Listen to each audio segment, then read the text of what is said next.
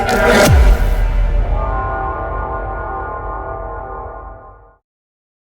Evelyn, and I'm a geoholic. Good morning, Geoholics. We are here. Day one of GeoWeek 2024. Well, one and a count half. Yesterday, yes. Yeah. But the first big day of GeoWeek 2024. One of us was here on time. You know what I was thinking? I thought that was me. I thought it was me. I was on time. This morning? Yeah, I got here before this thing started. Well, here's what I was thinking. One of these conferences, you're going to get in a day early and set all the shit up and freaking schlep it around. And I'm just going to show up and be the fucking rock star. Hey, I brought hats. Huh? You did bring hats. Yeah. Well, let's just be honest with ourselves. You're probably the best for that role. One of these days, I'll be the guy that takes the gear. Yeah. But besides that, I'm excited to be here. Oh man, should be a great week. Great conference. One of my favorite ones of the year, definitely. Super excited to be here, and we have a couple guests this morning right out of the gate. This is that's exciting. right. Let's get it going. We've got Ty and Adam with us, and let's have these guys do some quick, brief self-introduction. So, Adam, why don't you go first? Just name who you're with and kind of what you do. All right. Name's Adam Driggers. I'm a professional land surveyor in 5 states in the Southeast. I'm director of surveying and scanning services for Hargrove Engineers and Constructors based out of Mobile, Alabama. Right on. We're heavy industry. Surveying and scanning is primarily our main service. And key thing to note there, he is a professional land surveyor. Okay? I'm guessing this is going to come up later. Keep that in mind. Ty. Yeah, my name's Ty McBurnett, PLS as well. Just got licensed in Alabama, I guess, October of last year. Congrats. 2022. So Cool. I guess I'm going on my first year. Work with Adam. I lead our team out of Mobile. Got a crew or 2 that works under me. So, right. Yeah, that's pretty much what we're doing. Love it. Nice. And great accents, these guys. You do realize that this is how people talk. This is like your accent starts to come out now because you got a couple. Yeah. I mean, it's a little early for bourbon, but once that comes out and talking to guys like this, then my eyes start getting longer. Yeah. So tell us about Hargrove. So we're a multidisciplinary engineering firm. Okay. Civil, structural, piping, mechanical, E&I, controls and automations, process, the whole 9 yards, full suite of engineering disciplines. Like I said before, heavy industry, do a lot of refining work, a lot of chemical plants, pulp paper facilities, power generation, manufacturing facilities. It's primarily in those heavy industrial sectors. Got it. So our group is just a division within the company, surveying and scanning, and we've got teams across the Southeast and on the West Coast in California to support 3D data capture, drones, toll stations, GPS, traditional scanners, we got Naviz, pretty full toolbox worth of tools. Yeah, I'd say. Talk about some cool projects you're working on, Ty. Well, I mean, we can't really get into the details of where we're working and what we're doing, but, most of our stuff is in the oil and gas sector. We do a lot of work in the oil refineries. That's really what we're working on right now. The bulk of our work has really been taken up by doing dimensional checks on prefabricated equipment. We went in, did the scan at the beginning. They designed all the equipment, and now we're on the back end of it checking to make sure that it was built the way they were designed it. Got it. Because they want to just drop that in, bolt it together, and go. That's right. Time is money. Yeah. Time is money, and we're doing whatever we can to mitigate any or hiccups, that could come about when the construction project actually starts. Sure. So was that your idea or your client's idea? We've been doing it for a little while. Hired some guys that have been in the industry for going on 20 years now. Came to Hargrove about 4 years ago.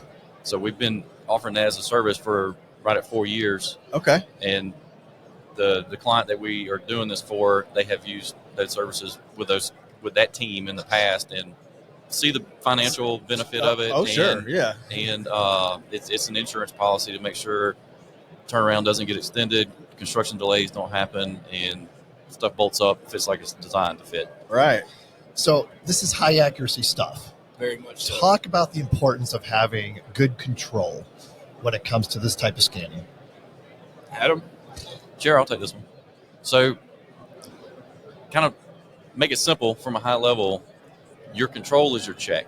You've got the tool on the scanning side that captures the data. You move it around to various locations, and you can use the software, cloud to cloud. It fit one scan setup to the next, one to two, 2 to 3, 3 to 4, so on and so forth. But what gets lost on some in the industry is that dimensional drift. There's some information out there that can probably paint a better picture visually than I'm trying to explain here on the podcast. But your survey control is your quality check.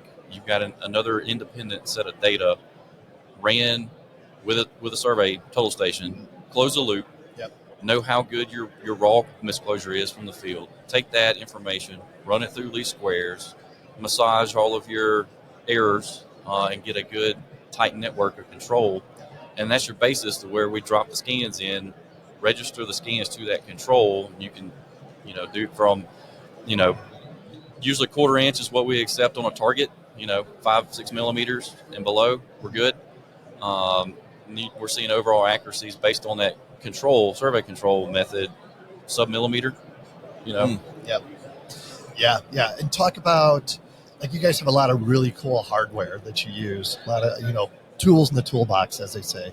Talk about the importance of knowing the limitations of each of those tools. Yeah, that's right. It's all about having the right tool for the job. Yeah. We've got plenty of tools to do this, that, and the other, but when it comes down to it, our main cash cows is the laser scanner and the total station, and they complement each other so well. The 5016, we're running ZNF 5016s, Sokia total stations, and we know that there's certain things you can and can't do with that scanner. We try to push it to the limit, and we really do. I mean, we'll take that thing hundreds of feet up in the air on platforms that are doing like this, Wow. But we're not going to try to get something hundreds of feet away. The farther you go away, the less points you're going to get on something. So we really try to group our scans and do a lot of scans to collect, good information on what we're looking at. Yeah. But the tool needs to fit the purpose of what you're trying to use the data for. Right.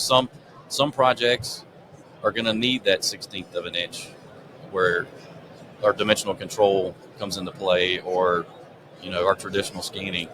Some don't. If we've got a greenfield civil project where it's in an open pasture, we can take a GPS or fly with a drone, and if you're a 1/10, GPS accuracy, you're good. It's dirt work. Yeah. So it's really about knowing the tool, the accuracy limitations for that tool, and what the end user needs that data to be. Got it. Yeah. You have some? No, go ahead. How do you manage the data? Is that a problem? I mean, these files that you guys have are so freaking huge. Yes. That's an uphill battle. What? Talk about it a little bit. Well, as far as transfers, I mean, we've got terabytes and terabytes and terabytes of servers in every single one of our offices just to host this data. Yeah. I definitely think at some point in time we'll start looking towards that cloud structure, that allows us to push the data up there, and then whomever wants to, they can pull it down. Yep. But we're still probably like most other scan firms. If we want to transfer data fast, that's overnight and in a FedEx box. Yeah. Our servers are real siloed.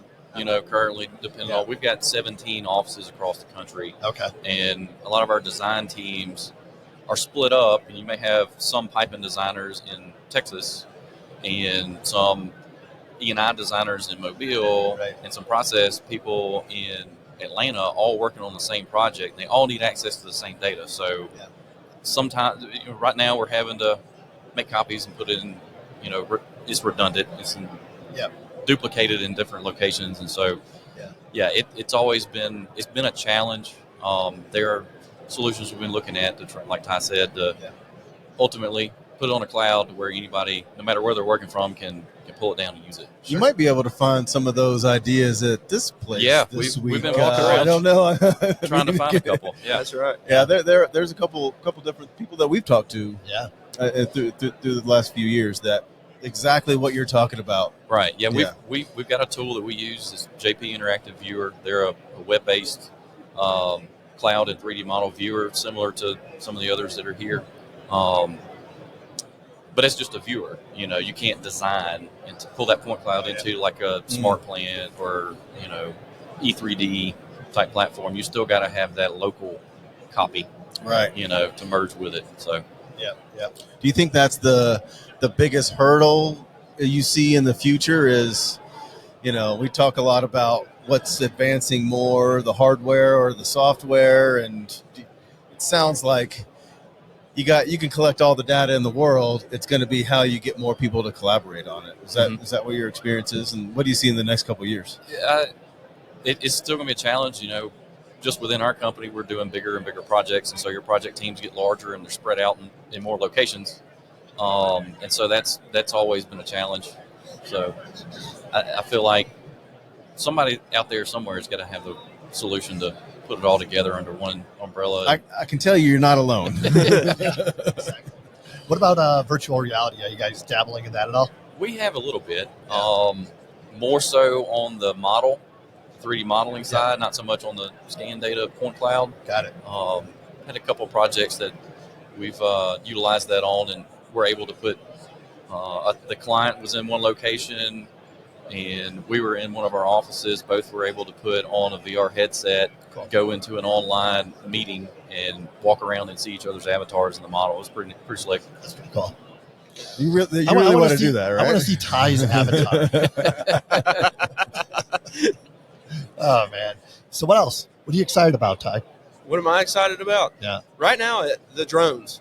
Yeah. We started up the drones, doing that in 2018. And, over time, we've seen the progression of where we started out with a drone that had an 8-minute flight time, and now we've got one that's got a 35-minute flight time. Right. The sensors are getting better and better and better every single year. Yeah.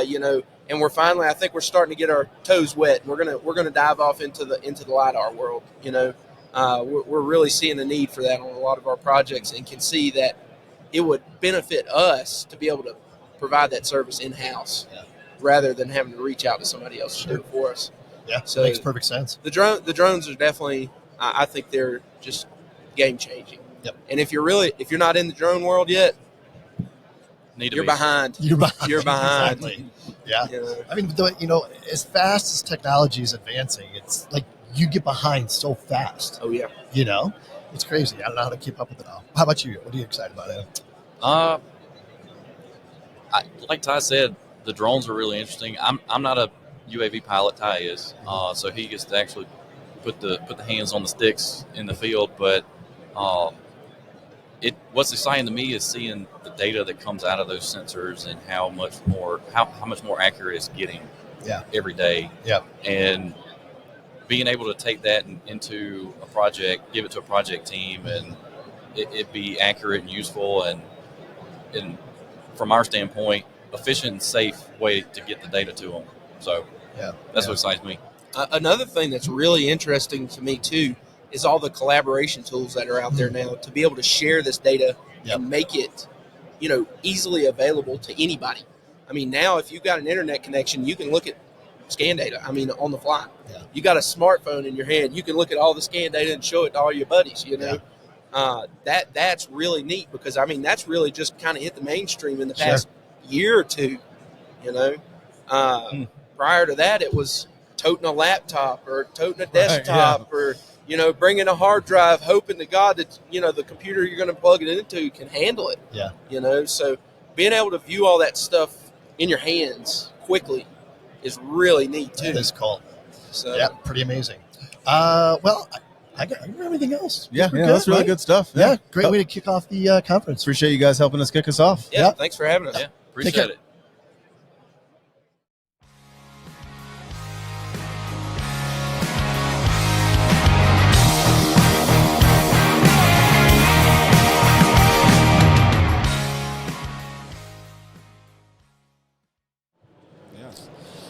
Okay. We're back. We are back. Rolling right along. I'm telling you, it's going to be like 5 o'clock before no time. That's how these things usually go. Fast and furious. I did have a little bit too much to drink last night. Oh, really? A little bit. Okay. All right. That's shocking. Yeah. I'm dragging a little bit this morning. I'm starting to find the groove though. I mean, it's not like it was the biggest sports game of the year. Oh, there was a game last night? Yeah. Oh, you were just party of one? Yeah, pretty much. Surrounded by 100 of my closest friends, I guess. Right. Yep. All right, we got Dennis Rose with us this morning. Dennis, welcome back to the Geoholics. Good to see you again, welcome man. back. Great to be here.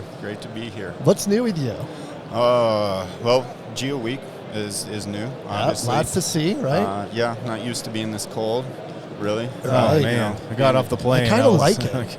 I know you do. It's like I just like that cold, fresh air. Yeah. The best part is when you are leaving it and you know you're going to be warm. Yes, exactly. Yeah. That's true. So, what's new at the company? Yeah, so, we have quite a few projects going. I think LiDAR really is the big thing, First, let's tell the folks who you're with. I'm with GIS Surveyors, and we've actually recently acquired another company. So you want to talk about that a little bit? We can talk a little bit about that. So we always had a sister company that was a utility services company. They do things like third-party logistics, safety, and security. And so their name was Icon Utility Services, and they had some common ownership with our company, so it was kind of like not a hostile takeover. Okay, all right. Friendly acquisition, and our parent company now is called Limitless Solutions Group. So I'm now the president of the Geospatial side, GIS Surveyors, and then nice. I have a counterpart on the Icon Utility Services. Congrats. So yeah, thanks. Super So cool. I guess that is new. Maybe I buried the lead a little bit, but Sure. I'm still getting used to it. It just happened January 1st. We're moving into a new office in San Diego proper.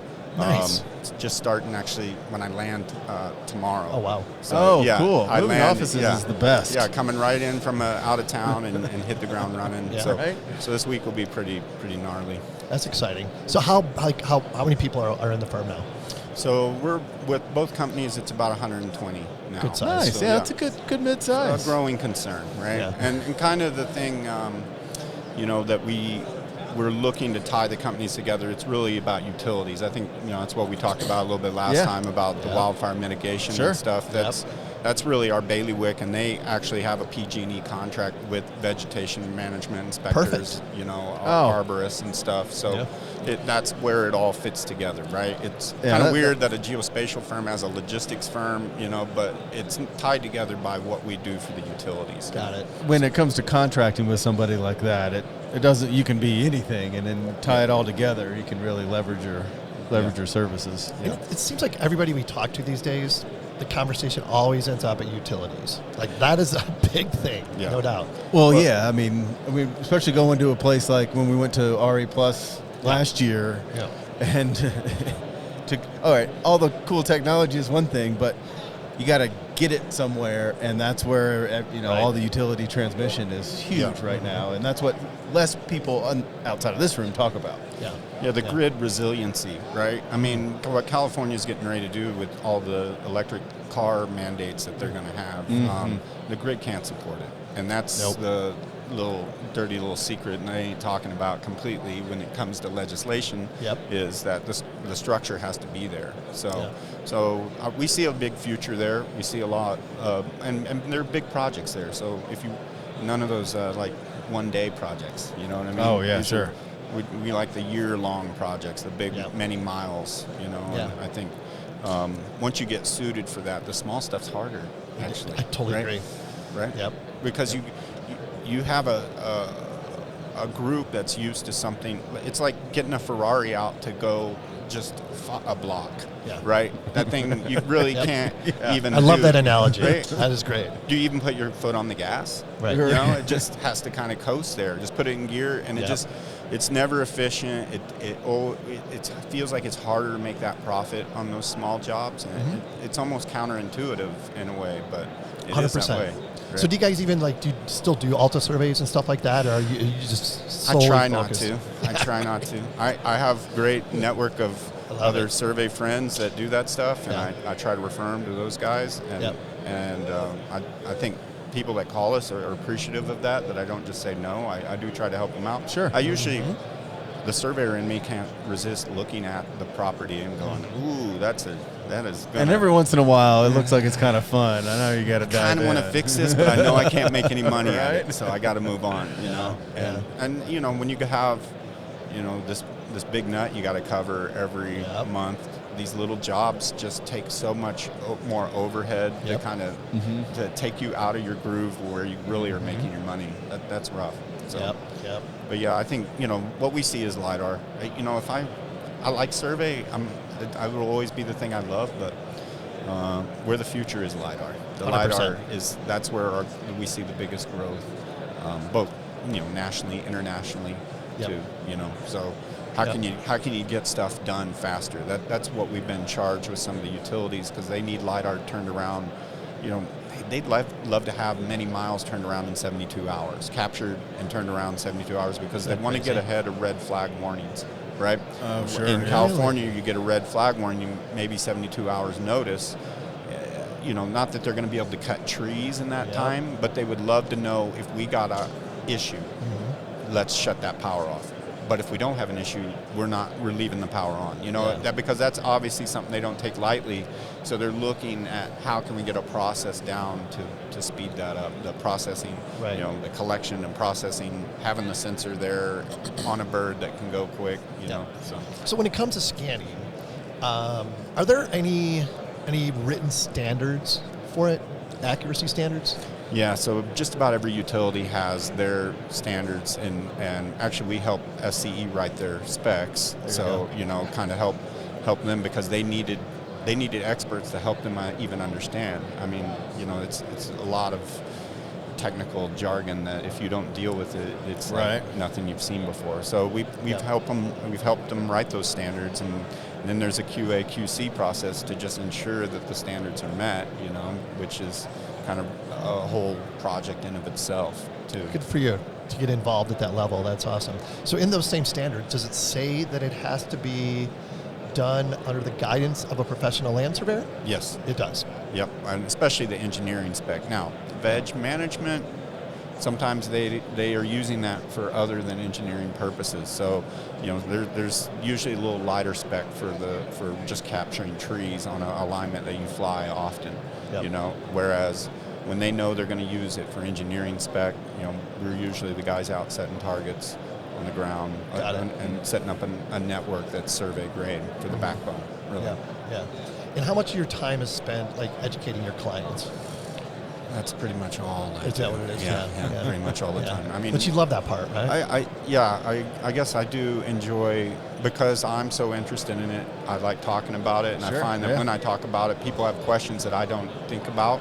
I take things for granted because I know how it works. And when I hear people's questions, I'm like, hey, that is an interesting thought. I haven't thought about that, you know. And so it makes you smarter to talk about it. I think you get to know your subject matter more. So yeah, I'd say at least half the day I'm on the phone or in a meeting talking to people, explaining our product, explaining our procedure. Well, I'm sure that way you end up finding more in different use cases, and you learn more about, well, I didn't even think that we could use it for that. And I guess the more you talk to your client, the better you are. Exactly. I mean, that's just it. Communication. I think, you know, COVID taught us how separation breeds this inability to communicate. And I'm starting to see now, it's like, why aren't you asking questions? It's like, you can talk to people. People won't just shut the door in your face or hang up on you, you know? So, I'm kind of an open book like that. I have my clients reach out to me direct, and I probably feel like, sometimes I feel like they want to hang up. Like, I keep going, and they're like, okay, oh, well, I got to go now, you know? Like, you've definitely told me more than I ever cared to know. Yeah, exactly. Right? Hey, that's adding value, though. Yeah. You get that a lot, don't you, Kent? What? The glazed over eyes. The glazed over, like you could have stopped 20 minutes ago. I definitely can't go home and talk to my wife about it. She's no. It's just a Charlie Brown teacher talk at this point, right? Yeah. That's funny. What else? Yeah, what else are you excited about? So you merged with this. They handle basically logistics, more boots on the ground. Yeah. Can you get a couple of those guys to put a control point in for you and kind of leverage, you know, some efficiency there? It's or interesting where do you see that when going? you think about the fact that my safety guys make the same as party chiefs. It's hard to believe, right? Actually, Interesting. if you think about it, that's exactly where you should be. Yeah. If that's really your priority, So then they can't be chainmen then. No, I can't no. make them a chainman. So it's kind of Yeah. gets weird that you can't multitask some of these guys if you're going to make your same profits. It's like that's the most expensive chainman I've ever had, you know? Sure. Yep. And Yeah. he's not knowledgeable enough to be the party chief, even though that's the rate at which you need to pay him. So, yeah, it kind of makes it where people got to kind of be in their spot. Okay. You know? Yeah. Otherwise, the cost model breaks down, right? And I think as you're trying to do the right thing for geospatial, you got to also do the right thing for business, or you'll be out of business. Right? Well Well put. said. Yeah, yeah. And I don't think a lot of people have that perspective. Yeah. I mean, we love to do what we do, but Oh, sure. you know, there's Yeah. this little greedy man called money that's got to come along and take his share. You know, so you have to pay the piper, and that's where we got to make money. Well, it has to make sense, and if it doesn't, then it's not a business, and if it's not a business, then it doesn't exist. So, yeah. Yeah. And surveyors, as we know, historically are not the best business people. Right. So- No, I mean, that's just it. We learned we're blue collar, right? It's a blue collar profession, and you come up learning how to work hard, but you didn't pay that close in business classes. So, you know. and not combine analogies here, but the worst business people, but if they had a Ferrari in the garage, they would take it 1 mile down the street and back because that's the coolest, fanciest way to get there. Even though they probably should just hop in the Civic because it's already ready to go. Yeah. I'm just saying. Yeah. Yeah. I love the Ferrari analogy. I'm going to use that one. That's good. Right. Uh, Yes. What else are you excited about? Oh, well, we got another big conference coming up in Anaheim, IEEE, and that's that's a big power conference. It's every other year, and this year it's in Anaheim, sponsored by one of our best clients, SoCal Edison. So we're gonna have a big party there. A booth twice this size. I think we're putting our survey truck in there, bringing it in, and lighting it up. You know, hey, cool. draw attention to us. awesome. You know, and it's kind of our coming out party of the merger. We're gonna have both entities represented there, so I think that's the next one we're really looking forward to. It's I don't know, Ken. I think I heard an invite in there. I think I did. Did I you hear think an you guys invite can in come there? out. Indirectly, but I heard it. Okay. That's what I thought. Is it in San Diego? That's Anaheim, right Anaheim? right by Close enough. Disneyland. That's close. Yeah. Okay. So yeah, I think We'll have to talk about The that. ever-evolving Geoholics calendar. Don't you is- love how we just invite ourselves I to love these it. things? Yeah. we'll get you in, Got no it. problem. You know, and actually our LiDAR director is on the board here. We can get people in free here too. You know, that's what he walks around like he's the king here. His name's Dan Bellissimo. You might see him, but yeah, he's we have fun at these conferences, and Roy's looking forward to the next one and trying to get reasons to be excited about what we do. And IEEE is going to have that utility focus, so Sure, we're yeah. going to try to see if we'll probably have more clients there, if you know what I mean. Here, I Yeah, feel like we yeah. have more partners and vendors. Sure. You know, whereas there we will be in fine project mode. Well, if you know? do it right, you find something really cool and fancy here that you can take there to show off to your clients, and then you're rocking and rolling, right? No, I don't feel like we have near cool enough toys walking around here when I walk around here. There's some cool stuff to look Yeah, at. Right. yeah, definitely. Yeah. So I hope For you guys sure. have a good rest of your conference. Yeah, you as well. Enjoy it. It's great to see you as Yeah. always. Hey, Yep. thanks for letting me crash the party here. Thanks for your time. Yeah. Anytime. What episode is this going to be? Episode 400? By the time this comes out? 407, yeah. Depends when 407. Sean gets it out. You know, I take my sweet ass time, so yeah. No, that's great, guys. Appreciate But anyway, having me. Dennis, appreciate it a Thanks lot. for your time. Thanks. Appreciate Thanks. it. See you guys.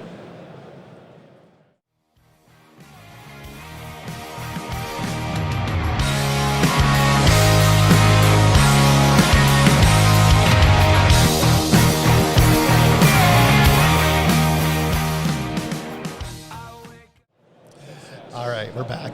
We are back. Episode 204. 204.1 through 7. Oh, man, I'm excited to have this conversation. We got Justin with us this morning. Justin, real quick, just a brief introduction, name, who you're with, and kind of what you do. Sure. So my background, my name is Justin Brooks, and I'm with Trimble. But my background is actually in mechanical engineering. So Okay. I do not have the survey background. And Oh. please forgive me if I misspeak on anything. I still have a lot to learn on that front. I'm a mechanical engineer turned into a civil engineer. Excellent. And have no survey background. Yeah, so I can relate there. I'm right there with you. But I did start my career at Regal USA right out of school, which is the manufacturer for the lasers we use in the MX9, and they're well regarded as some of the best LiDAR instruments in the industry. Sure. Yeah. So I had a lot of experience with them, doing anything from integration, sales, support, training, all the above. Yeah. And back in those days, we didn't have these turnkey systems. We had to piece all these different sensors together. Yeah. So that was interesting and definitely leveraged my engineering background. Right. And then from there, I spent some time at ESP doing actually projects on the ground, for big utility companies and DOTs. And I'd say that that's where I actually learned, the bread and butter of the business and how these kind of systems operate. And there's a big difference between demoing these things and actually using them for production, right? So I think that's where I truly learned a lot more. And then now at Trimble, I help John Ambry and his team on increasing the utilization of these systems across the board, whether it's through the Trimble dealer network or through customers themselves. Okay. Very cool. And you guys made an announcement today, right? Yep. New piece of hardware? Yep. So we just released the new Trimble MX90. Okay. It's basically the update of our MX9. Got it. And that includes Regal VUX1 HA lasers that do about 1.8 million points per second each. Wow. So we're pushing 3.6 million points per second total. We have a newer Aplanix IMU. It's a AP Plus board on the new Aplanix IMUs. So slightly improved in performance, but mostly just a smaller form factor, more energy efficient, stuff like that. And the big improvement is going to be the Ladybug 6 camera up top, the spherical imagery. Yeah. Oh, yeah. We know a little bit about the We Ladybug. do know a little bit about that. Good mutual friend Mike Lee was just on last week telling us all about it. Yeah. And he did say there were, you got to give him credit. He didn't let the cat out of the bag, but he said there were some implications, or there's going to be some new news coming out with the Ladybug. So that's exciting. Yeah, absolutely. I'm glad we've adopted it now, and same with my old colleagues at Regal and stuff too. I mean, FLIR definitely has a great sensor there, and we're going to continue utilizing it for the near future. But we also have planar cameras as well, I should mention, that the MX90 has not only the spherical camera up top, but also 2 forward-facing planar cameras and even a back-down pavement cam as well. Oh, wow. And that feeds into some of our software tools that we have in Trimble Business Center. Wow. Very cool. So what do you think the biggest difference or the biggest advantage going from the MX90 from the MX9? What's the biggest step forward? So definitely the improvement in resolution of the imagery. Sure. And nowadays we're getting to the point where the LiDAR data is so dense. I mean, I think we're going to have, it's going to plateau at some point. We're pushing 4 million points per second. I mean, the data density is just incredible, even at highway speeds. Right, so wow. I think the big thing in the last few years has been resolution, and especially in the utility side of the applications. Really, a lot of these providers are looking for serial numbers on poles or the pole tags, and oftentimes that can be difficult to find with lower resolution imagery. So we're excited with the new Ladybug here and some of our planar camera options to help pick up those features a little easier now. Yeah. But that was really the main, I think, pain point of people in the past, and that's what the MX90 is trying to address. Got it. Okay. Nice. So you mentioned that the MX90 has Regal lasers, right? Mm-hmm. So is Regal a competitor? Are you guys a team? Like, what does that relationship It's look a like? complicated relationship, but I'd say we're more partners. Okay. Yeah, definitely still compete in some regards, but we use their lasers and they use our IMUs. So, I mean, we have a very, they still use Aplanix IMUs on a lot of their turnkey systems. Yep. So I'd say we have a really close partnership. And if anything, Trimble is one of the biggest buyers of Regal scanners, right? Because we actually keep them sitting on the shelf and use them for support and all those types of things as well. So I'd say we have a really close partnership with those guys. And it's nice for me, working with Regal previously and now at Trimble, it's nice to be able to bridge that gap actually between the organizations. Yeah. Yeah. So what are some, you know what I was going to ask you? This is a hot topic, data management, because you're collecting so much data. Talk about managing that. It is tricky, and it's becoming more and more of a concern now with the MX90. We have more data what's now. the times? Did you 10 times the data points between roughly 9 and 90? Yeah, well, 4 times the LiDAR points, and then roughly double the resolution of the imagery. So, yeah, data blows up pretty quickly there. Yeah. And there's a few different ways to manage it. I mean, now people, especially some of the big DOTs, Caltrans in particular, they're hosting all of their own data now in their own servers, and they kind of keep that close to their chest. Some people are uploading it to the cloud and utilizing things that way. I know even there's some extraction tools and publishing tools that work through the cloud as well. It makes it easier to ship data in between, internally or externally to your customers. So it's still definitely a challenge, but I think now that storage space is getting cheaper and cheaper, the bottleneck really is then the upload and download speeds, whether it's to the cloud or to your own personal servers, right? So what about the processing power required? I mean, do you have to have like a supercomputer or something to manage this? Not necessarily. We'd recommend closer to a gaming machine now than actually a dedicated processing machine of the past. Okay. Because we tend to emphasize higher single core speeds and a good CPU than some of the other things on like a multi-core hyper-threaded CPUs and stuff like that. We usually just like the higher single core speeds. Having a good GPU helps. And really your data drive, your working storage drive is going to be the most important, and the read-write speeds between the drive there. So solid state storage obviously is really important. M2, these new M2 connectors, things can go a little bit faster that way. But to be honest, you don't really need a supercomputer. You have a decent motherboard, good CPU, and good storage hard drive. That's really going to be the bread and butter of the operation. Cool. Talk about maybe a couple of use cases for this new technology. Yeah, excellent. So I'd say the big three are going to be like road work, rail work, and utility work. Okay. So the road work can kind of focus on DOTs and DOT contractors. The rail side can be anything from rail track geometry to asset management along the rail. And then, of course, utilities. We talked a little bit about fiber to home and, some of these joint use pole audits and things like that on the utility side. So those are really the big three that we're often trying to attack. And usually the multidisciplinary survey firms that do that type of work are most of our customers. Yeah. So I'd say those are the big three, but I'm always being surprised on these new applications and unique, ways people are leveraging this technology now. It's pretty exciting. Everything from video game creation to, advanced modeling of the mountains and all types of interesting stuff. Yeah. So, are you guys doing anything like in the autonomous vehicle space?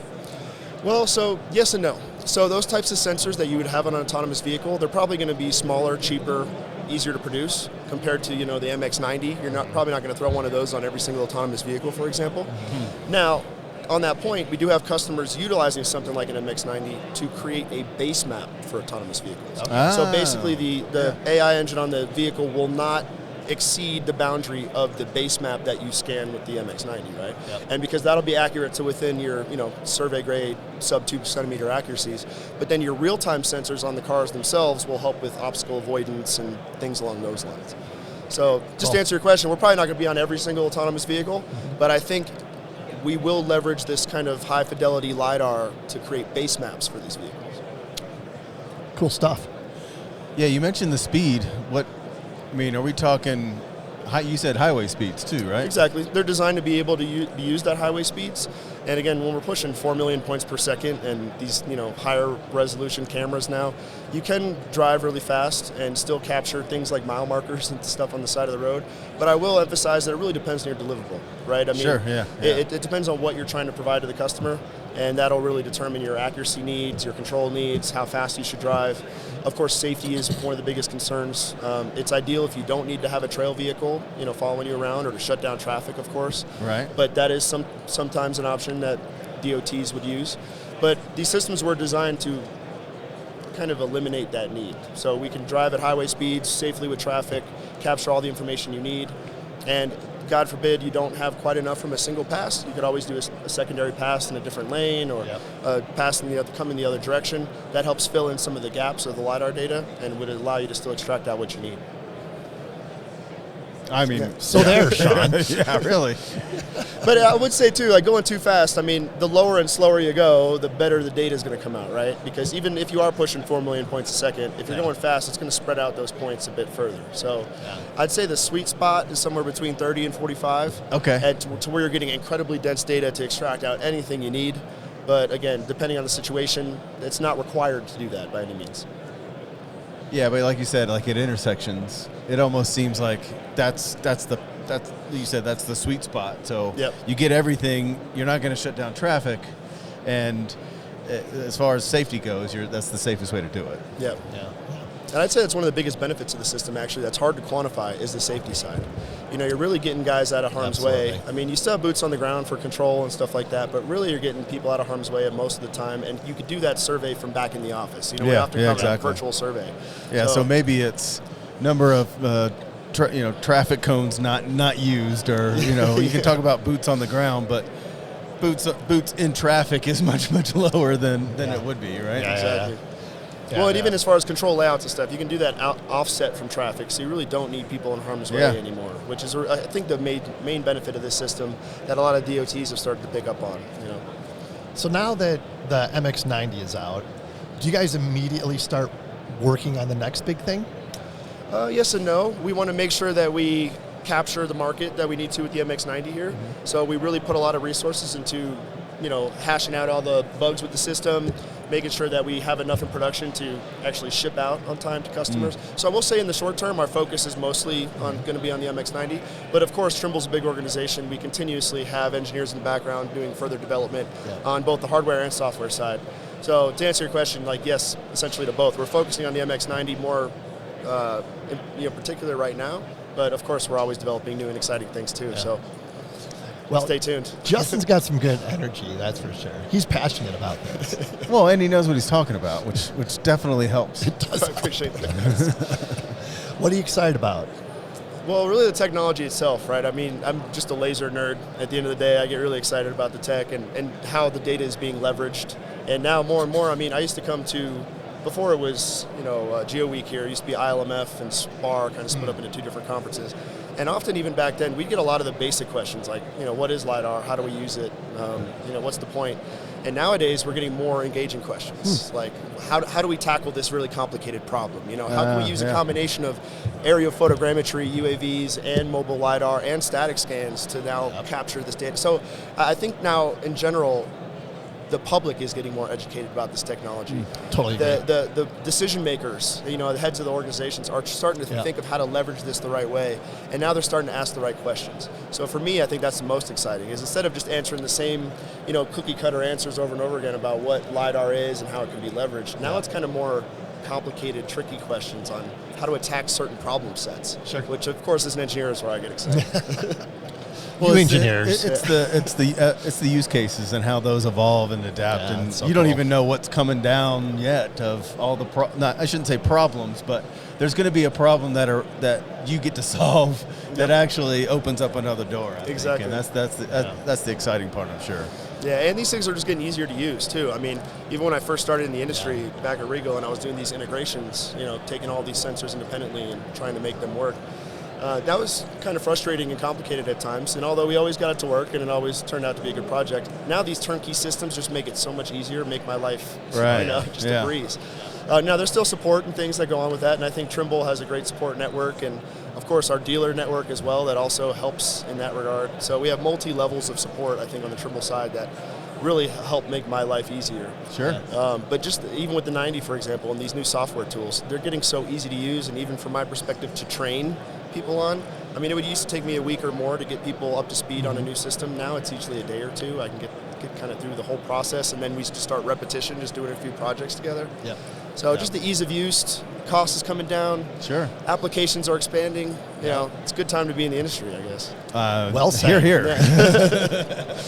All right. Anything else? No, that was great. Yeah. Appreciate your time, Justin. Yeah, that was thanks great. a lot, Justin. Thank That was you. awesome. Yeah, thanks for having me.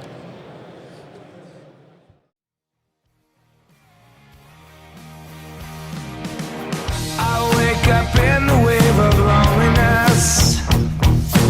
Step through the wreckage of what's left of it.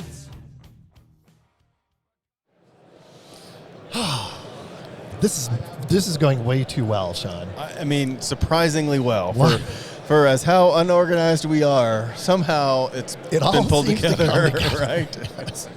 And we are on YouTube Live, which is exciting. Yeah, I believe so. Cool. Whether the Wi-Fi here is a little shaky, so either you're listening or you're not. Either way, we'll get it out there. Either way, we're glad you're here. Exactly. Speaking of glad you're here, we have Mario with us. Mario, real quick, just self-introduction, name, who you're with, and kind of what you do. Perfect. My name is Mario. I'm with the City of Virginia Beach. I am a survey technician. So for the most part, I work in the office doing a lot of CAD Nice. work. I do have the pleasure of every so often getting outside and doing some of our hydro surveys and some of our LiDAR scanning as well. Oh, so how did you get into surveying? Yeah. So I think like a lot of other surveyors, I kind of fell into it. You didn't grow up in middle school dreaming to be a surveyor? Not exactly, but it's definitely interesting. So I'm a product of the military. I was 11 years in the Navy as a geospatial intelligence analyst. So I had a little bit of GIS background, geospatial background, and when I started to have a family, got married, and wanted to settle down a little bit, I decided it was time to move on. And I enjoyed location data. I knew that the city was hiring surveyors, and I know that they do a lot of data collection and processing, so it seemed like an interesting fit. Especially I had a little bit of UAS experience, so they're looking to start their UAS program next year, so it's pretty exciting. Nice. Do you have your Part 107? I do, yes. Good for you. I appreciate it. Good for you. You know, I was just thinking, Sean, I cannot wait when we have a guest on that says, and then we ask him, how did you get into surveying? And I can't wait for them to say, in 5th grade, I got to get kids into survey coloring book, and I was hooked ever since. I mean, there is going to be a person It's gonna happen. and in our lifetime that says, you know what, Trent Keenan came to my school, and he told me all the cool things about surveying, and that's why I did it. Yeah, I visited their booth earlier. They gave me the little German Shepherd dog. Oh, yeah. Exactly. I'll give it to my son. He's 3, so he'll enjoy it. And there you go. He'll love it. So I got to ask about the transition from working in the Navy and now in the private sector. Like, talk a little bit about how that's been in similar fields. Absolutely. So, I mean, it's definitely a different feel as far as culture goes. In the military, it's a pretty intense as far as time and everything. Whereas in surveying, I work for the city, so I know in private sector surveying, it's a lot of time is money. And so that's not necessarily the case for me. So I've been very fortunate that I work directly for the city surveyor, and he's kind of taken me under his wing, has allowed me to learn directly from him, be it anything, civil 3D or even field work. I recently started at the University of Florida online to complete my bachelor's, and I also just started the geomatics certificate with them. And so you have to have a licensed surveyor as a mentor. And so he took that on. He was very open to it, and all the other field staff and the office techs, they've been willing to help me and train me as well. So I've been super fortunate the way I fell into it. You're going to be able to write your ticket. You do realize that, right? Right. You're going to be like the most sought after surveyor in the country at some point. Is that your goal? That's your objective, to become a licensed surveyor, I'm assuming? Yeah, absolutely. Right now, the immediate goal, I would say, is to probably get CST certified at least level 1 right now. And then, possibly go up 2, 3, and then eventually get licensed. Pretty cool. Yeah. I mean, you're like the guy that all the managers around here are like, man, I want a guy that wants to do that and has that background. Like, Exactly. Are you involved with, and I don't know if it's a strong one or not, the Young Surveyors Network in Florida? So I'm not. I know of them. I keep in contact with a lot of the ASPRS members down there. So I have some fellow students that I've had classes with, be it GIS or geography, and they and I actually met a couple UF students last night at RCN's Super Bowl party. Nice. So we hung out for a little bit. So it has been fun to kind of network with them and see where they're going after they graduate and whatnot. But yeah. If you saw me at that party and I was shoveling Doritos into my mouth, it was probably not a good look. Probably weren't the only one. So, Mario, you mentioned this is your first time here? Yes, sir, yeah. So what do you think so far? What are you hoping to get out of this little shindig? So I kind of feel like a kid in the candy shop, Yesterday I went and I talked to Nick at his booth, and I actually didn't realize that he did his undergrad at UF as well. So we started chatting for a bit, and he was like, "Oh, come here! I got a bunch of cool swag for you that I'm not giving to everybody else." Of course, but That's awesome. But yeah, I've seen there's a lot of people, and I guess I don't know if you call them geospatial evangelists, or I like the term geospatial heroes. Like there's a lot of people. I just saw Rami walking around. Yeah. I mean, I met him yesterday. I talked to Matt Bird. Awesome. And talked to Elaine. I mean, so it's kind of cool to see a lot of people that you see making an impact in the survey community and kind of meet them in person. Yep. So you're working in the public sector right now. Correct. Yes. Is that like, do you see yourself staying in the public sector, or do you think you'll venture off into the private side? I'll never say never. So my wife is from Virginia Beach. Shout out to Rebecca. Nice. I met her when I was in the military in 2013, and so that's where we've settled down. And the city, they've allowed me to kind of be super flexible with my schedule and with work and school and everything. So, at least for the future right now, I see I probably stay over there just because I enjoy the people I work with. I enjoy the work that we do as well. And they're on the ground floor of a lot of this technology. We just got a Faro scanner. Nice. We just got a new boat for our hydro surveys as well, which they've been doing for quite a bit actually. And then next year hopefully we get into the UAS game as well. Very cool. And are you in a position where you get to play a part in those decision making? Yeah, absolutely. Our city surveyor, he's come to me because he knows a little bit about my background and myself, and then some of the other techs.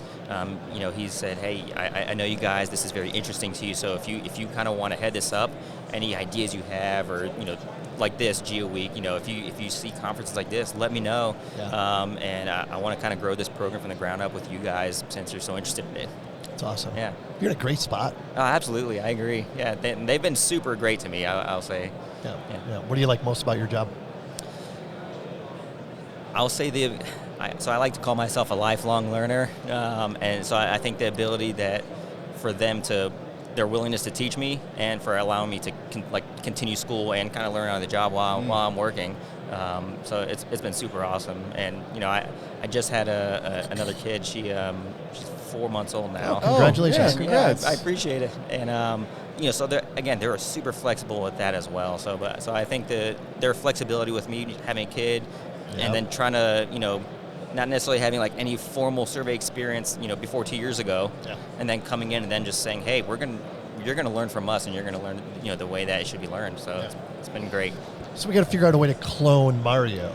Really? Well, I mean, I think he's doing a good job of it on his own. We just have to wait about 20 years to pay that off. But Exactly. But yeah, and talk about maybe just wrapping up here. Sure. What about like some of the challenges that you've seen along the way, and what do you see kind of as challenges for you maybe growing in the profession, and what are you excited about as far as your career goes? Sure. So again, going back to learning, when I first started, a lot of the guys in our field crews, they're kind of on the end of their career, and so again, they've been super great with me, willing to teach me, which was honestly kind of surprising when I first started, because everything I heard was, hey, they're kind of old school, man. Just be careful. But right? I mean, they were great. They worked with me, but at the end of the day, they're not professors or teachers, and so I think having kind of that drive and want to learn more about it was a challenge for me. So I started going on YouTube. That's how I kind of found you guys. I was just doing a bunch of research on surveying this, surveying that.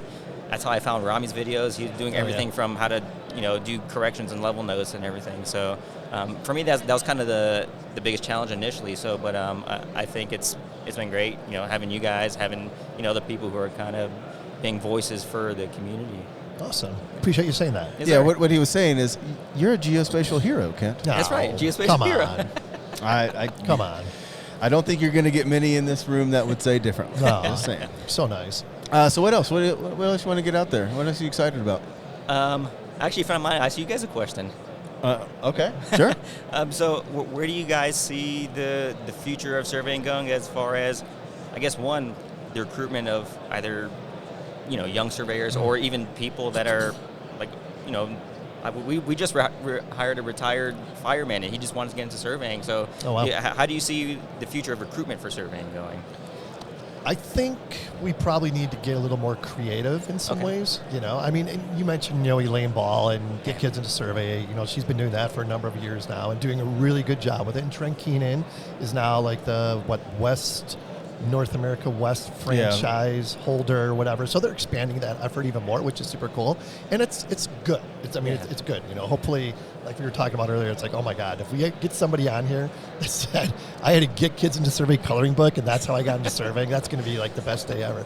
But we still have challenges, like you are like the chupacabra, honestly, at the age you're at and the willingness to learn. And we need a gazillion more people like you. Well, I appreciate it. And that's really hard to find. Well, and I think, unfortunately, not to take away everything that Elaine's doing, I think it's going to get a little worse before it starts to get better. And luckily, there's some of the momentum that's already building. But I think that, like you're talking about, that age of surveyors is still going to continue to increase, and we're not going to see the benefit as a community of what we're doing now for several more years. 100%. And then I think at some point there's going to be a tipping point where everyone that really needs surveyors is going to start realizing, oh, wait, maybe everything these guys are saying is, then they'll see the impact of lack of quality professionals in the business. So it'll get a little worse, and then it'll be like, hey, why don't you guys do something and get more surveyors in? And then it'll be like, oh, well, you've been saying that for the last 5 years, and then it'll go for it. And it takes people like you, Mario, to spread the word, talk about what a cool profession it is. It's not like one person's going to change, but it takes the entire profession to just do a better job promoting it, because it is an amazing profession. Oh, I agree. Just walk around this room. I mean, who wouldn't want to use some of this stuff? Well, and then that's the technology is just going crazy right now, and it's going to continue to. But I think we're going to get to that. Hopefully, get that sweet spot where the kids are going to love playing with the toys, and the need for those toys is going to match the industry's demand, and that's where it's going to come together. And I still think we're several years away, but we're on the right path. I agree. I think right now is a great time to get in with a lot of new technology. Definitely. And that being said, I mean, even some like the old, like the traditional stuff. The other day I read a deed that was from like 1690 something. It had like the old English language. I was like, this is super cool. Just kind of the history. Love the history part for sure. What else? I think that's about it. Anything else? Anything else you want to get out there, Mario? Awesome. No, I appreciate you just having me on, and you bet. Tell my story a little bit. Yeah, absolutely. Yes, sir. Yeah, enjoy the rest of the show. Oh, absolutely. You guys do the same. And now you can get a hat. That's right. That's all worth it. That's why I'm here. Thanks a lot, Mario. Thanks, Mario. Appreciate it. It was great.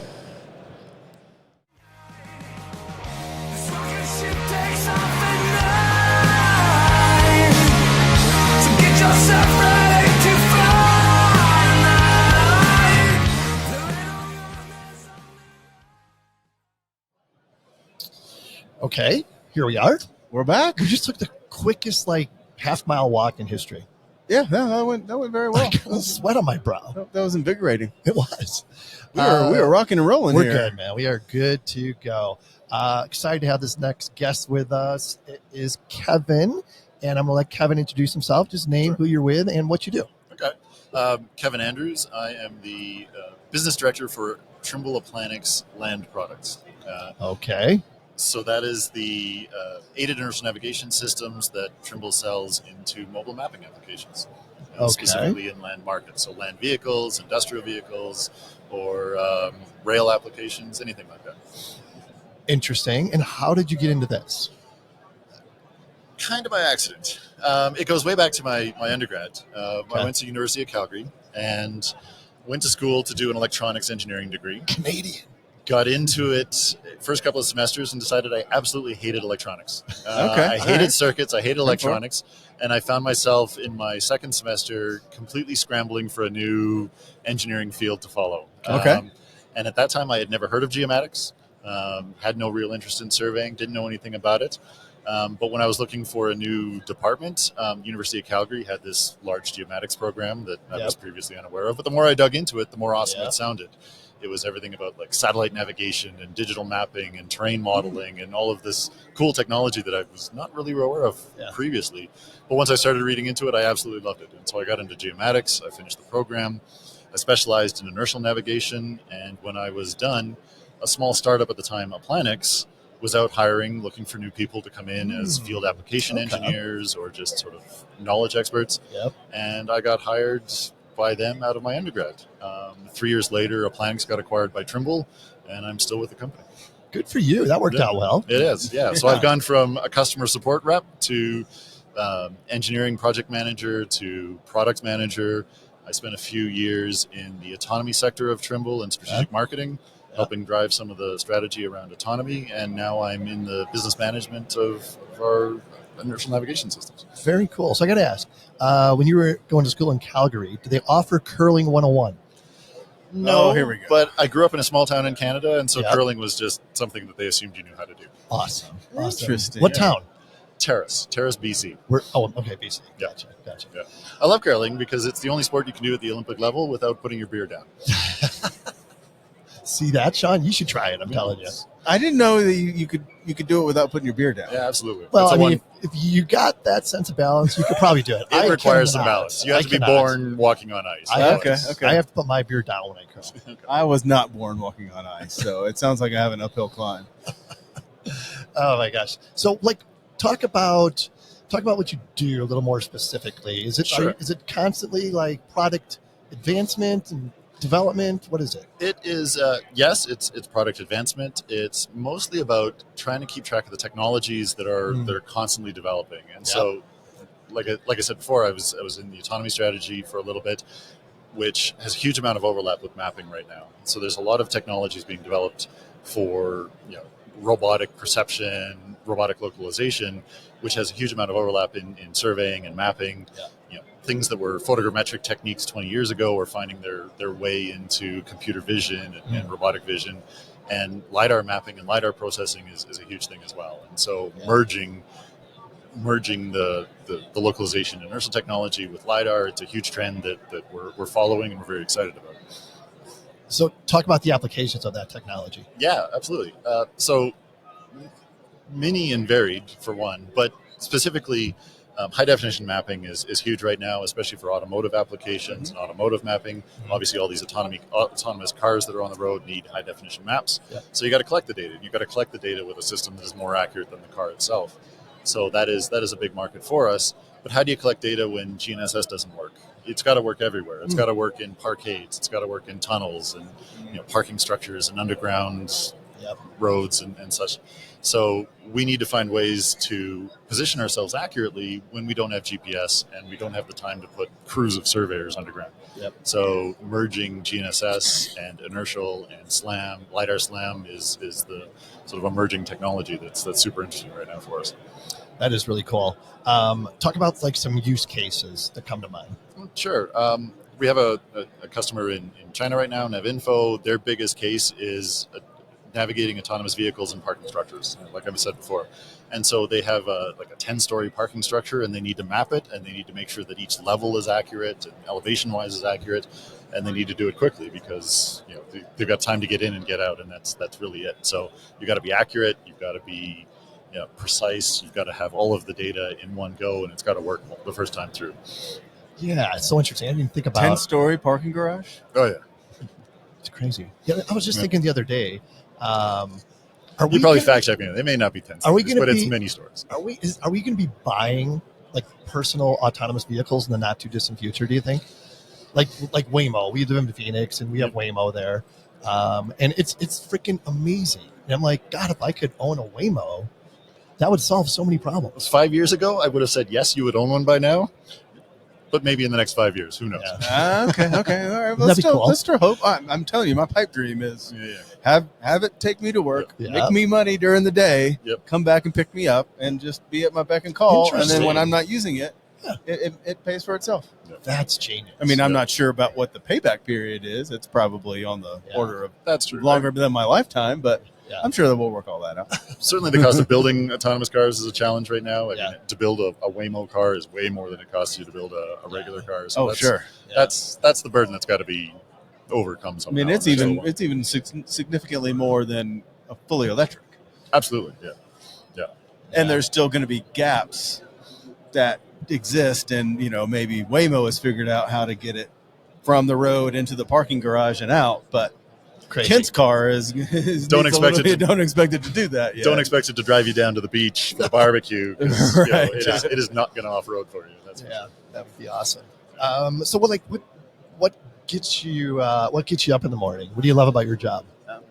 Technology. It's always been a love of technology. And what I love about mapping and geomatics is it's so many different technologies all coming from different directions and getting smashed together. So, what attracted to me in an undergrad was, it was satellites and it was lasers and it was, all of this cool stuff. And it still is. And it's, new technologies are coming out.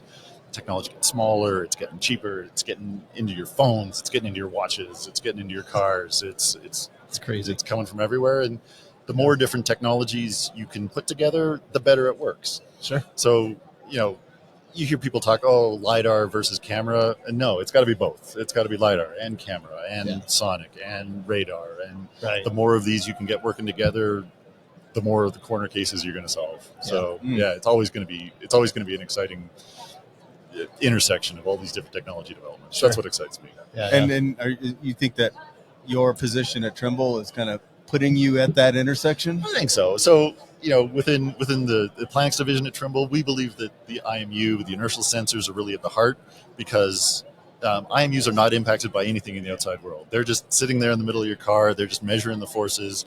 Everything else is kind of an aiding sensor. That's my perspective anyway. I'm very, very biased, by the way. Oh, sure.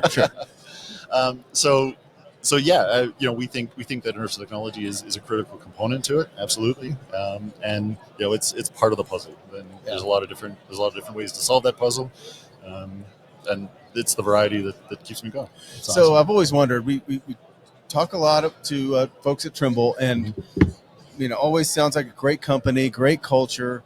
But I've got to be curious. Like, isn't there little silos of groups that all think that their part is the most critical and it couldn't be done without them? That's a great question. I love that question. Yes. So, absolutely. Trimble is a long history company. There's a lot of startups and a lot of different technology development groups. We all think we're the most important, but that's the best part is we're all very passionate about our technologies, and when we can find a way to make these technologies work in a way that convinces others of the importance of the mix, then that's when the magic happens. Yeah. How does successful collaboration happen? Painfully, usually. Like you said, everybody thinks they've got the most important part, but the reality is the collaboration has to happen, and we're finding ways to make it happen. And it's shows like this where you've got a booth and you've got people from 3 different locations all in the same booth asking and answering the same questions. It starts to bring these groups a little bit together. So and you're bringing some of the smartest and of all the people in the world that specialize in this type of work and this type of technology. They all kind of exist in the same space. Are we part of that group you're describing? I was trying to insert us into that, like maybe as a side piece. Subgroup. Yes. So what else are you excited about? What else am I excited about? I don't know. The variety of customers that we've got, I think, is another one. I've been with Trimble for 24 years now. Oh, wow. And I have supported our aerial customers. Nice. We got into digital aerial cameras when it was new, and I saw a million different applications of that. Rail customers, road vehicle customers, small robots, the Watson Dynamics dog. We've been involved in so many different applications. Is the dog here this week? I saw one. There's one. Trimble doesn't have the dog, but it's just that variety of application as well is the other thing that sort of keeps me going and keeps it interesting because you don't know what's going to come next. Oh, sure. Some guy's going to come along and want to survey, I don't know, air ducts or something like that. That's what I was going to say. What do you think? Because I remember when the dog first came out, it's like, oh my God, unbelievable, Mm-hmm. What's next? Like, what do you see coming down the pipeline when it comes to putting sensors on things? And we're going to put sensors on everything. Yeah, I guess it's you could. 5 years ago or so, there was talk of everybody's phones would be the mapping sensor of the future, right? And every time you had your phone out, it would just be observing the world around you.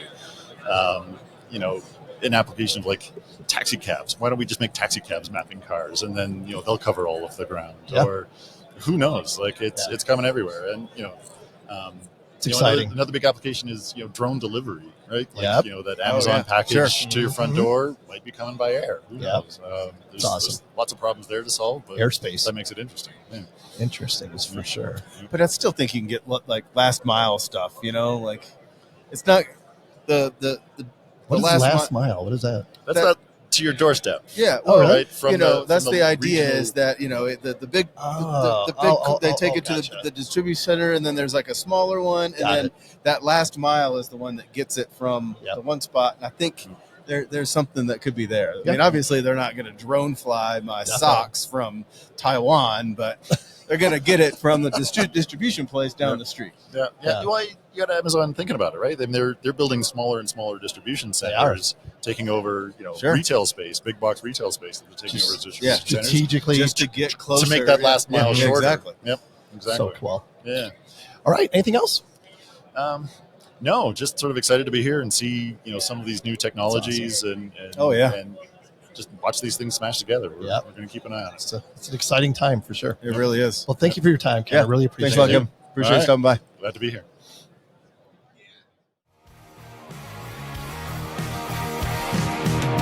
It's time to load up on the rocket fuel. It kicks in fast, be sure to keep it cool. So I feel like you're petering out on me a little bit. Are you okay, Why is buddy? that? Oh, I'm doing good. Is the energy level is it still up where it was? A little low, but we're getting it back. Okay. Yeah, Good. I'm getting the motivation Second again. wind. Yeah, a little second wind action. Well, get second wind now, and then you have to get the third wind later. Yeah, that's then the later's fourth problem. wind before we go to the Regal party, and it's going to be fun. I'm looking forward to it. I'm looking forward to this conversation. We got an old friend with us and a new friend. I'm going to let them introduce themselves really quick. Just really quick, name, who you're with, and kind of what you do. Go ahead, Gavin. I'm Gavin Schrock. I'm a licensed surveyor and like a satellite positioning nerd for more decades than I would admit. I predate GPS actually. I part-time I write for Geospatial publications. So Yeah, I see your name all over the place. oh Yeah, well respected. thank We appreciate you taking the time to join us. And And Jesse. I'm Jesse. I'm Jesse Huff. I'm a professional surveyor, I guess, by background, but I'm also Cool. a huge technology nerd. Okay. I recently joined Tersus GNSS as general manager, and we launched here in the U.S. a few months ago. And Cool. It's creating a new ecosystem and giving people options in the hardware space. And I am excited to hear about Tersus for sure, but I want to know how you guys know each other. Yeah. We've been in the same technology space forever. For a long time. Yeah, you were support, sales. I was end user. We collaborated on lots of stuff over the years. And, we geek, therefore we am. That's right. That's right. Or we am, therefore we geek. There you go. Depending on which way yes. you look at that. Yeah. So tell us about the background of Tersus, how this all started. Well, there's an exercise in geekdom.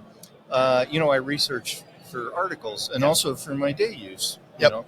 And so when the 4 constellations were finally going to mature, be finished, the Galileo, the Beidou, and the upgrade of the GPS, I wanted to research. I wanted to get test equipment. I need a baseline receiver that could get all 21 signals. Now, remember, a lot of us started with one L1 signal. That's right. Yep. Then L2. Remember that. Right? Yep. And then it was L2 forever. And then, L2 was Galileo. a big deal, though. That was a It was a huge deal. Yeah. Yeah. GLONASS came along, and GLONASS totally sucked, but then it got better, and then it kind of flattened. But then when they were we end up with, amongst those constellations, 21 separate usable signals that can be mixed and matched and blow up processors and just change the way we do stuff. For the baseline receiver, I'm in InterGeo. You guys, InterGeo, the giant, it's a bucket list item for surveyors. In Germany, it's like huge exhibit halls full of total survey geekness. Mm-hmm. And I went to different manufacturers. International survey geekness. Yes. International, almost intergalactic. But anyhow, I went to different manufacturers, and I'm looking for my baseline equipment and stuff. And I ran across an outfit that were just beginning to build their own boards. For a long time, 3/4 of all rovers on the planet had boards in them from only 2 manufacturers. That's the OEM market. But lately, there's a lot of GNSS engineering students and physicists. They're writing their own boards. The way boards are written, I could go on for hours. I won't. So I ran across an outfit, this Tersus, right, and got along well with them. And their engineers were very open to telling me what they were doing. They're building their own board. And when they did, I tested one of their small units, the David. It's a component unit, and I just went mind blown. Okay, this is my baseline unit. Then I got the Rover version. Got it. And I thought, but they don't sell in the U.S. They're big all over the world.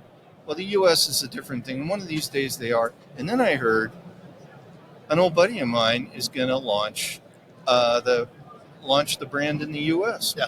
So this is Jesse, and how'd you get here too? Yeah. Oh, it was interesting, actually. I've been a part of the geospatial community longer than I care to admit. You wouldn't know it by looking at me. No, sorry, I got that backwards. It's not as long looking at me. It's just so. I mean, I've been a part of things for almost 30 years, and I started out as a surveyor in the field, and we had one of the first geotometer robots, and I loved the technology, so I started using the tech before they wrote tech manuals for things, and took it apart and wrote my own firmware for things, and I was like, no, I don't like the way all of that's working. So over the years, I've been with other companies in and out of the survey profession. I lived in Australia for years. I worked for a survey distribution down there for a company that we won't name that has a booth at the front of the exhibition hall here. But over the years, just really got into the technological side of things, and my career path took me to be, market manager for geotechnical and deformation monitoring, and I was vice president for another GNSS firm before Tersus. Really, I got a phone call from the CEO of Tersus that said, hey, we want to launch in the U.S. Sat down and had a conversation with my wife and said, how fun would it be to build something, to bring something global and bring it back to the States and have that there. So I joined with them shortly after Halloween. Oh, wow. And it's been a fun ride. And in talking with them and talking with the CEO and things, he said, oh, I know this guy named Gavin. Oh, jeez. I was like, do you? I'm not sure. I'm not sure about that guy. Do I want to admit this? Right. Yes. I already have the job, right? Yeah. I was like, wait, can we sign first? No, but it was great, and having the mutual connection. And once I joined and talking with Gav about the technology and the way that we're doing things with RTK algorithms, with the way the hardware is manufactured, we got to geek out on all of that all over again. I got a text message from Gavin after I made the LinkedIn announcement, and he was like, wow, look at that. Yeah. So it's super cool. So tell us more about the hardware. I mean, what separates it? I mean, you walk around here and there's a gazillion of these receivers, right? There are. Yeah. And to Gavin's point, though, one of the things I think that goes unknown especially in the geospatial community, and I don't want to lump surveyors in with that, but let's call them surveyors because that's what they are. So many people are using the same boards from other things, just like the first GNSS units use boards from two manufacturers. You go do all of your brands and you may have the same board that exists in various GNSS receivers. There's only a handful of companies that are really making their own hardware, and with that comes different algorithms and the way you process things and all of that. So with Tersus, we took a novel approach by developing our own and doing that, but our algorithms and things, we have a extreme RTK, and that's where the real smarts of the hardware comes into things. Your algorithms have to take advantage of the electronics to be able to do that. You can have the most sensitive electronics in the world, but if you're using a DOS operating system over top of them, then you're not getting the benefits of everything there. Sure. And one of the things I loved about Tersus was the entire ecosystem that's there, and it gives professionals like myself other options, and we like to play nice with everybody. We can integrate with just about any other system. Sure. And to have other options and help, for me, that helps the profession at large. Definitely. Well, there's the Ocker connection. So Jesse worked in Western Australia as a surveyor and sold equipment, and I grew up there and did my first surveying while I was in high school in West Australia. So we had this connection, but it turns out the CEO of Tersus is in Melbourne. Yep. And we call him X. That's his hipster nickname. Winston, we call him X. And it turned out he and I actually got to be good friends in our geekage conversations. The guy really has a vision. Before he did Tersus, he was in charge of the rollout of a almost nationwide 4G system in Asia. Oh, wow. And then there were investors going, what are you going to do next? And he was like, I'm fascinated by positioning. And he really is. The guy's the bigger nerd than we are about that. And he still gets in, even as the CEO, and plays with the technology and with the toys. Let's call them toys because I'm a giant child. But he still gets in and plays with it, and that was the thing when he had the vision, because I asked him the same thing, what's your vision? And he said, Jesse, I want to be one of the big three. And I was like, that's it, I'm sold. Like, you've got vision, you've got passion, you've got drive. Like, yep. Hell yeah, let's do it. That's the BHAG. Are you familiar with that? BHAG, big, hairy, audacious goals. Exactly. Absolutely. Like it. Well, they're they've actually got pretty strong Australian roots there. They're starting production of steer control systems for ag and stuff in Australia with an Aussie brand. And that's right. There may be a U.S. branding with some adjustments for our market. We never know, but there is they do have a group in Shanghai, an engineering group. More and more we're seeing the Australian side of it. Well, there's CEOs there, but again, I got to visit their engineering group, and Cheaton, especially the engineer. I've been writing about GPS for decades, right? Yeah. And manufacturers don't want to tell you what's under the hood. No, they were quite open because they're freaking proud of it. And I think we'll see for that. good reason. We'll see more of that. Yeah, that makes a difference for sure. So what's going to happen? Maybe this is unrelated, but I don't think it is. We're getting ready to roll out here in North America the new state plane coordinate adjustment at some point. I mean, it was 2022. Now it might be this year. 2025. How does that affect your development in any way, shape, or form? It doesn't. Okay. It doesn't. I mean, we've got datum shifts going on. We're taking what NEVD 88, we're going back to closer to what NGVD 29 was. We're just dropping the 72 adjustment. Like, all of that's always in flux, right? Mm-hmm. That's all that is math. In terms of the development and algorithms and everything, that's just the byproduct of what goes on. Just like, the GPS board and any receiver can work in Europe, can work in the U.S. The coordinate system export is it's in the data collector. It's in the data collector. Yeah, and so it's just the definitions. The NGS will have the definitions, the projections, and then you'll just import them. Like in the NUA software, which I like because it's free and I can run it on my damn phone. And it works. I can just import any. Like I was traveling to Europe and I went, oh, you know what? I'm just going to go grab that projection for when I'm over there to play around. So it's the same actually across the industry. Those definitions are imported. It's done in your data collector. No major changes. Yeah. There's the survey question that arises from the state plane shift, though, especially with the U.S. survey foot going away. Like, how's that going to impact the whole cadastre and everything else that's going on? I got friends that work out east and friends that are in, the public land system, too, and everybody's like, right, man, what happens when my foot goes away? Does artificial intelligence play a role? Yes and no. So AI is a term that's thrown around an awful lot. Interpolation of things, sure. As we develop more into the point cloud side of things and point cloud processing, it will. For what we're doing now, I hate to use the word stock standard, but it's fairly stock standard, robust GNSS solutions. The integrations that we're doing with other manufacturers, AI and algorithms play a part in that. But I think industry-wide, we're going to see a big push towards AI here in the next 2 years. Well, there's been a big shift in the past 2 years. You mentioned point cloud classification. Now, they've had AI and point cloud classification for a long time, 10, 15 years. Yep. It just didn't call it that because it wasn't hipster, Well, actually, it changed. When they went to the neural networks version of it, that with the amount of data people are capturing now, they could never have done it with the tools from 10 years ago. Right. It couldn't handle that capacity. Yeah. That's the change. In GNSS, what it's doing, it doesn't necessarily need it right now. And actually, there's a lot to be said for being a little more linear. But it can, especially if we get into quantum sensing and quantum antennas. Which changes the whole gamescape of everything. You're going to have to have AI in that model. You will. I think so much of it right now has been deliverable driven, especially with point cloud collection. It's great, Surveyor can go out and collect 10 million points a second, and you have terabytes worth of data, and his deliverable goes to a civil engineer who's designing a storm drain, and he's like, can I get a top of bank and a brake line, please? Yeah. So I think as we're able to manipulate larger data sets and have that data that comes through, it's going to play a large role. Yeah, for sure. What else? What are you guys excited about? Who wants to go first? Obviously, other than launching a whole new. There's so many things to be excited about. It's Yeah, drinking from sure. a fire hose at the same time. It's wearing the hat of marketing and sales and distribution management and doing all of those things. There's a lot for me. There's a lot to be excited about. I'm excited to help build a brand, to help build a global brand. That is exciting. And go through. Is that where you're at in this process? Is brand recognition and brand building? Recognition, absolutely. Every market that we've gone into, we've become one of the top 3.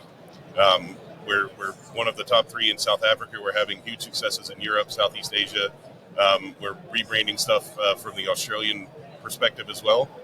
So I'm excited to carry that on here. I don't know that my wife and my family are as excited as I am from the amount of time that I'm putting into it.